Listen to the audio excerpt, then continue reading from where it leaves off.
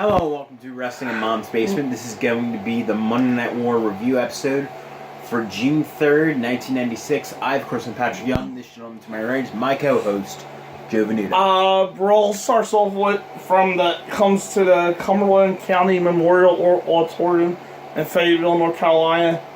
Things open this week with Shaf Goldust wearing nothing but a feather boa.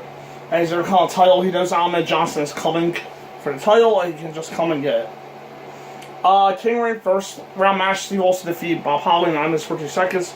This was our first look at Austin without Teddy Yassi. Two competitors jockeying for a position with neither getting real upper hand.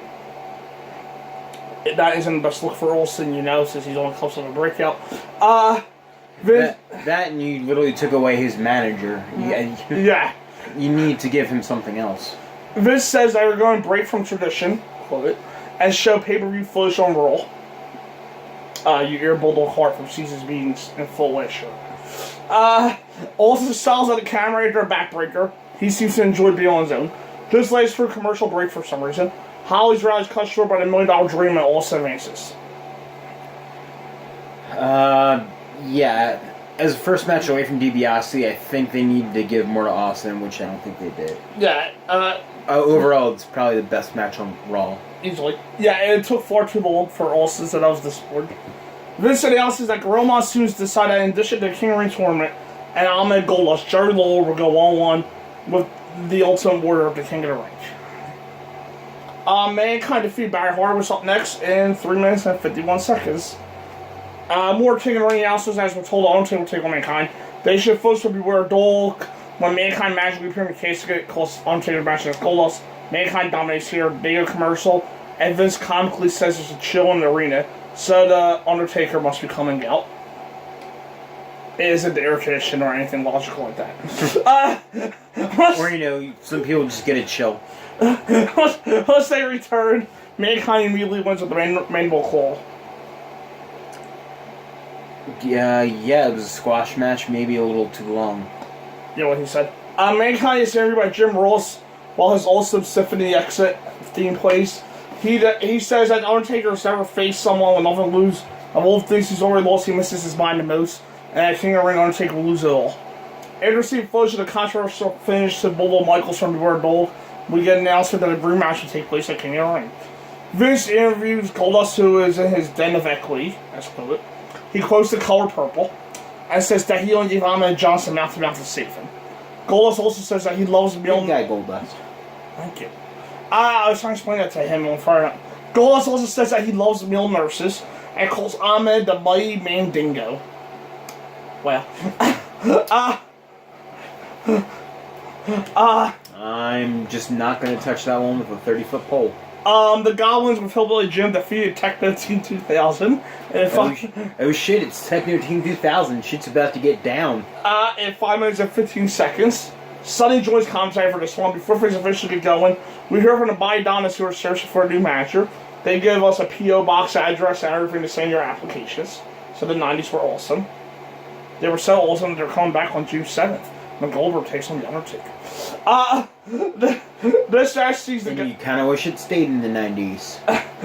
This match sees the Goblins in control, except for the times that Phineas is stuck steering Sonny. The Goblins win after Henry gets a model tag and hits the slop drop. When do you expect Techno Team 2000 is on the other side? Yes, so there you go. Clarence Basic holds in. The original case against Shawn Michaels was turning out, but now he wants to follow along against Gorilla Monsoon for assault. The footage shows a Gorilla guy Clarence away from Shawn Michaels during his entrance last week. That somehow caused all kinds of damage, and Clarence is unable to, as quoted, consort with his mate. You just know Vince has got to be on commentary dying. Consort.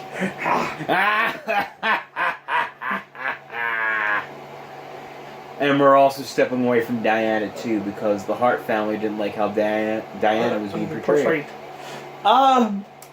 King of the first round match main event. Jake Rouse defeated Helmsley 9 minutes 43 seconds. Logic would say Helmsley goes over here. However, this is right for the infamous MSG incident. This match is a whole lot of nothing. Hunter wears on Jake for an excruciatingly long time.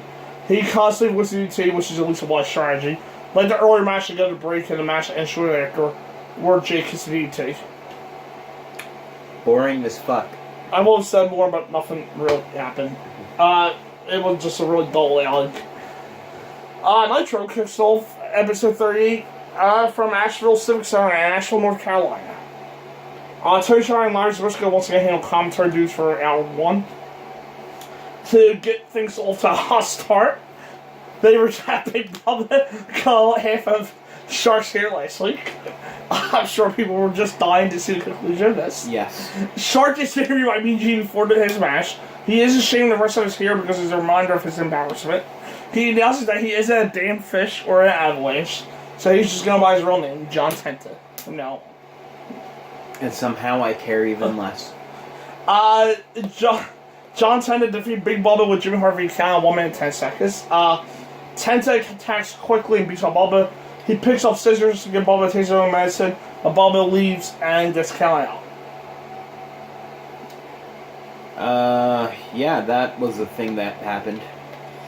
Yeah. Shivai also spent most of the match explaining that Johnny B. and Vader won't be here. Because they don't play where the big boys play anymore. They've been going for a while now, dude. They're slipping. They used to be up current with things. They're slipping now. Nothing to write here or told out here. Next, Did they do like a survey and people are calling in and asking about where's Johnny B. Bad and Vader? Yeah, I know. Up next, the Faces of Fear defeat High Voltage in 3 minutes 12 seconds. I will say, I do have a soft spot for Haku beating the fuck out of people, so there we go. High Voltage is making their debut, but it's all about the Faces of Fear. Barbarian. Fun fact: High Voltage got their gimmick from Matt Hardy. Yes. Who sent in an audition tape for WCW as his gimmick, High Voltage. Barbarian delivers a pretty deep powerbomb. Ming brings out a dropkick. Barbarian did bring the crowd to their feet with a top rope belly to belly suplex. They also deal stereo diving headbutts and mafia kick. Gets the win for Ming. Well, at least someone got the jobber match quality, right? Right. It was a fun squash Someone match. should just beat the shit out of. Yeah, so it makes it a fun squash match. Probably the best match in the first hour.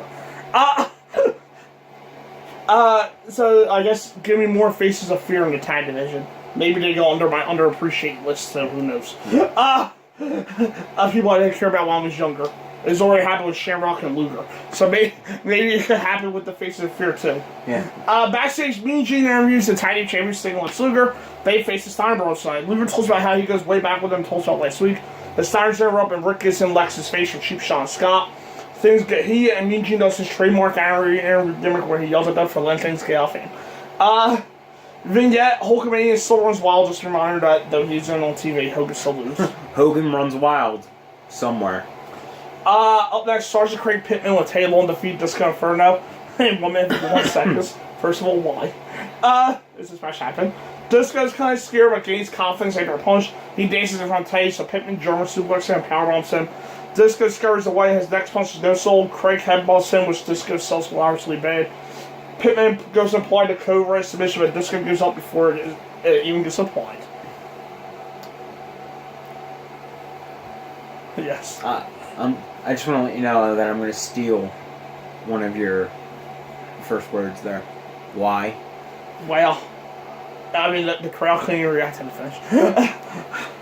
Namely because I don't think they saw the finish or anything. It looked like he was just holding his wrist and then the bell rang. Yeah. That's it. Up next, we're seeing Regal with James defeat Jim Duggan in 4 minutes 27 seconds. Before the match, we get some footage of Regal officially challenges Sting for the Grand American match. He slaps him in the footage as there. I wish I did actual recap since Saturday night. That era Saturday night isn't available on the network yet. Yeah. I assume that's where the clip was from, by the way. From Saturday night. Regal stalls early on. Duggan kind of beats him up in a fear mount on the right-handed sauce. Rest of the Blue Bloods come down to distract the referee. Dave Taylor takes a 2x4 from Duggan. Though Savai acts like it's a crime, even though Duggan was about to cheat. And Regal rolls him up to steal. Why do they always give Duggan this much offense? Yeah, I know. In matches? Like, really, is he some, like, unstoppable beast? Yeah, too much Duggan offense. I think it's because him and his friendship with Hogan. Maybe should probably make sure he didn't look weak. Gotta keep the Hulkster happy, brother. Regal needed more of a match than his Sting come up. Gene interviews the Blue Bloods in the ring. Regal says he was fined for slapping Sting and paid double the fine, so he needs owed to credit. He wants Sting as best for the match, so he's rallying him up. Recap: the old Kevin Sullivan and Brian Pillman rivalry has morphed into Sullivan versus Chris Benoit. Benoit doesn't think Ray Anderson should trust what doesn't do, and Sullivan doesn't like that. He calls Benoit a serpent and will stomp him out of the match. Next, Kevin Sullivan with Jimmy Hart to beat Prince IK in 1 minute 22 seconds. IK has no boost, and it looks like a complete jobber. Sullivan kicks his ass, crashes him on the guardrail, and he brings him inside, wins with a double stomp. Yeah. They were just literally flying. They were literally flying for the matches tonight. Gino. Yeah, that was a bad squash match. Gino continues to earn his paycheck. Aaron wins Sullivan and Hart. Sullivan basically says they need to stay with the Horseman because Hulkamania is coming back. Right, Kevin, because your fight is Hulkamania went so well so far. Mm-hmm. Up next, Anderson and Ric Flair with Elizabeth and Woman defeat the Rock and Roll Express in 16 minutes and 1 second. Well, Rock and Roll Express. Kudos to Flair, who comes out in Kevin Green's jersey and buzzes out some 3-point stances. And one of the weirdest things WCW ever did, we did the first ever giant pyro display, simply because the first hour was over. That would normally be okay, but it happens during the match. Yeah, it literally happens in the middle of matches. Yes. All the time. So, the rest of they put a little countdown in the corner with the dynamite. On a stick of dynamite. Yeah.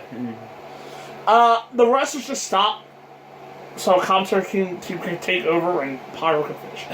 Then teams go for basic offense early on. I do gotta admit that the Express, I didn't hate the match, but the Express did look kind of incredibly bad here, in comparison. Yeah. They look like they were both pushing 65. Same age as Goldberg and Undertaker. They slapped Steiner 6-figure fours on, I was gonna call them 64s. They slapped Steiner figure fours on our opponents because of Flair for a tantrum. Follow this and break the heel takeover and use all their good old-fashioned heel tactics. The crowd was pretty quiet for the lengthy news segment. They do have been popped for a small package spot, though. Bobby Heenan gets up in a booth to tell Elizabeth a woman something. Gibson eventually gets a hot tag and does his thing. However, a woman rakes him in the eyes behind the referee's back. And Flair wins with a DDT. Yeah, the Rock and Roll Express did look really, really aged here. However, this match actually may have been my favorite match. This is my favorite match of the week. Yeah, of the entire week. Rock and Roll still had the crowd behind them and enough heat to get people invested in the match, and then Flair, as you know, is a miracle worker. Yeah. Especially around this time. Yeah, it was a decent match that got a lot of time. Flair cried at what they could have done though a few years back. Oh yeah. Mean Gene's back. Had that been like 1980, yeah, that match would be really big, especially in the Carolinas. Oh yeah. Mean Gene's back to interview the winners at Flair's Ring the Buffet table. Rick put her in a tag team match for Great American Bash. Gene asks if he's going to match him to Bash. He declines because he promised himself that he would never manage again. However, he got an all-man trophy, which he brings out, and announces that he will coach them, which is different from managing. Glacier's coming to WCW. Still got a while. Then, more Hogan clips. Up next, WCW World Tag Championship. The Giant with Jimmy Hart and defeat Ice Train in 31 seconds. Giant wins instantly with a choke slam. I got a question. Yes. What the hell is their process to determine number one contenders? Well, this is to prove that Giant could beat Luger by beating his Ice Train. Look how fast he beat Ice Train. Imagine what he could do to Luger. We already knew he could beat Ice Train. Scott Norton comes out to check on his partner afterwards, so the Giant beats him too. I did make your champion look strong, but you just kind of destroyed one of your bigger tag teams. So, yes. There you go. Giant is serving after the match and is upset that Dirt Era Hogan vignettes instead of focusing on the champion. On that, Scott Norton defeats Hugh Morris in 1 minute and 51 seconds. Hugh Morris comes out for the easy win since Norton is taking chokeslam.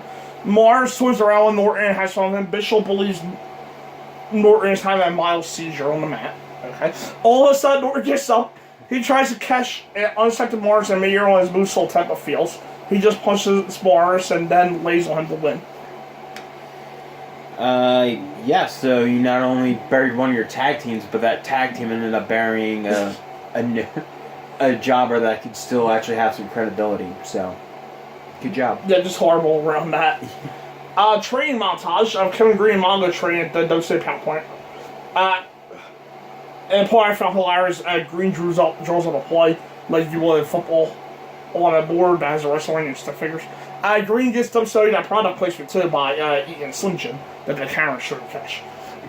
Main event, the Super Bowl Tag Team Championship, Lex Luger and Sting versus Steiner Brothers, and a no contest at 6 minutes and 42 seconds. Monster Man calls in and apparently says he'll be coaching Green and Mongo at the Great American Match. He tries to apologize to him, but Savage calls him weak. Since it's so vital to see Heaton, they give us the horrible split screen effect. So the match plays second fiddle. After a break, Rick hits the top of belly to Luger.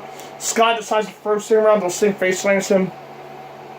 Rick breaks up a torture rack spot and Luger takes a bit of a beating outside. Sting fires up an old four-man brawl outside. The Giant shows up and chokeslams Rick on the outside.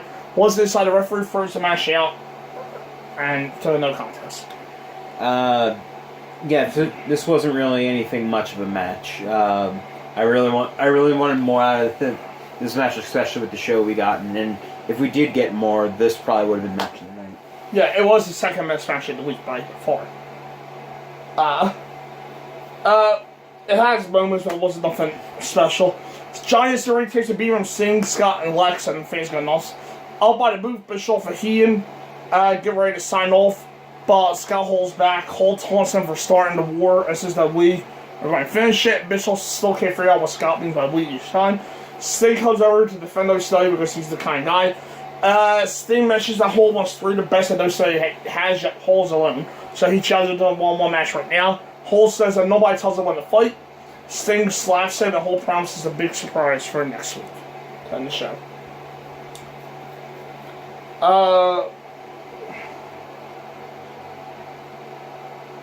The ratings for that week, Raw got 2.3 and Nitro got 3.0. Still no surprise. Yeah. Raw, I'll give a 2.5.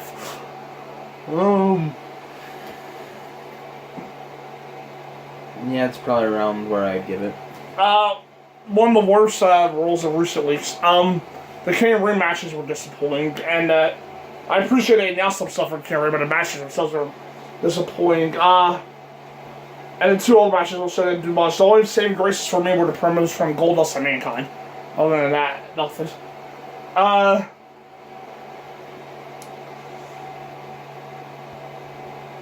And Nitro.